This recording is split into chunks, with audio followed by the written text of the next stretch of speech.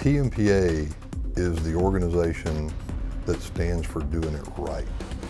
Knowing that we all in law enforcement have a friend in TMPA is something that no one can put a value on. You always say that law enforcement is your family. Well, TMPA is in that family with us. I believe in TMPA. I believe it's the best organization, not only in the state, but in the nation.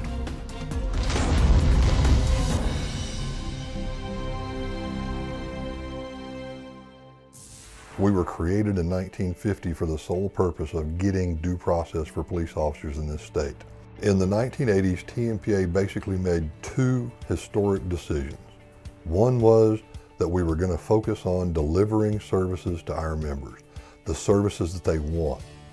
And two was that we were going to have the best legal assistance program in the entire country. A representation 24 hours a day. That's something that's very unique. There's not a lot of people in professions who can pick up the phone and have access to an attorney any day of the year at 2 in the morning, and then also have that attorney get in the car and come to them. We guarantee, absolutely guarantee, that if an officer is involved in a critical incident, we will have an attorney on the scene with that officer within 2 hours. In 2003, I was involved in a shooting, and I made the call to TMPA for my legal representation, which I had always paid dues for, hoping I'd never have to use them. And the amount of work they did for me with the attorneys that were involved, I'll never be able to repay them. Every time I was involved in any kind of investigation, I simply sat back and looked at the big picture and knew that TMPA was standing right behind me. I went from a high level of anxiety from this going on, because I've never been sued in my life, to I felt fine after I got off the phone and I didn't have another worry, because I knew with TMPA there, I was going to be fine. We offer private practice attorneys who focus on representing that member's interest, whose loyalty is to the member, not to TMPA. And if you have staff attorneys, who's their loyalty to? Is their loyalty to the organization that pays them? Is their loyalty to the member? Where does it lie? And I would never want to have that question in my mind. We have police officers who come to Austin or go to Washington and actually walk the halls of the Capitol or the Congress to advocate for the interest of police officers and the citizens they serve.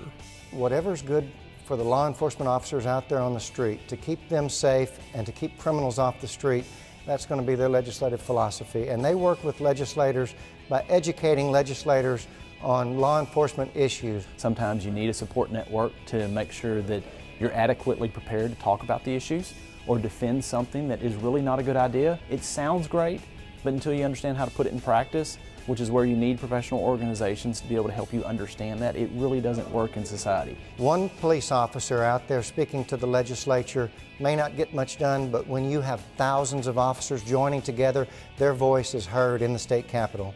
I'm going to listen to my constituents, but I'm also going to listen to an organization that has a wide network of members throughout the entire state of Texas, because I know that they represent not just the people in District 18, but they represent people in law enforcement through the entire state of Texas. The legislators in Texas and in Washington know that when TMPA tells them it's good for law enforcement, then it's good for law enforcement. Law enforcement training right now is expensive if you try to do it on your own. You have to travel, San Antonio, Houston, Dallas. So TMPA stepped up and said, we'll provide it. We will enter into a training agreement with the State Commission on Law Enforcement, and we will take the training where it's needed. So we created the first mobile statewide training program in Texas, and to my knowledge, it's still the only one. Just as an example, we have one of the few computerized firearms simulators available in the state of Texas, and it's mobile, and we take it anywhere. We'll take it to a 2-man agency if they can host it, up to a 500-man department. So it doesn't matter to us, we're trying to get the training out to them. It puts them in a real-life situation. And so it helps them in the field. When they get back in the field, they've got some recall that they can draw from. So that when it is a life and death situation, they've got a practical experience to fall back on. Police officers are the ones that not only have to respond to crises, they have to stay around when other people don't. Primary example is the wildfires in Bastrop County. I was the first one on scene of the wildfire. I reported to the Emergency Operations Center after that, and I turned around and there was 2 TMPA representatives saying, what can we do? TMPA we'll go in there and set up relief centers for them. We will set up supply chains where we can bring them basic necessities that they can't provide for themselves. They not only support you or care about you, but they also care about your families, and there's no doubt about it, because when the phone calls start, it's they're checking on you constantly, daily, making sure that all your needs are met. If an officer is killed or injured in the line of duty, we will have our field reps respond to the hospital, to wherever they need to go, to make sure that the family's immediate needs are taken care of. And we want to make sure that they have the support network that they need from that moment on, as long as they need that network of support. We reach out and touch the lives of not just police officers, but the lives that police officers touch. The reason we're the best is because we focus on you. We're focused on building a better cop. I was a member of another association when I worked in the EMS field. Never heard from them, never got anything in the mail from them. And then when I came into TMPA, I was like, whoa, y'all really care. What's the catch? But there's no catch. This organization is run by the members.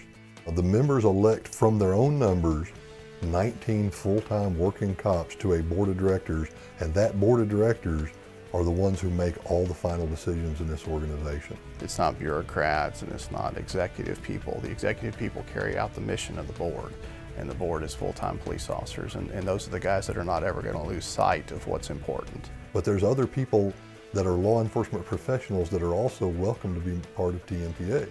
Corrections officers, communications officers, they're welcome to be part of this organization as well, because they're in the same business, and that's public safety.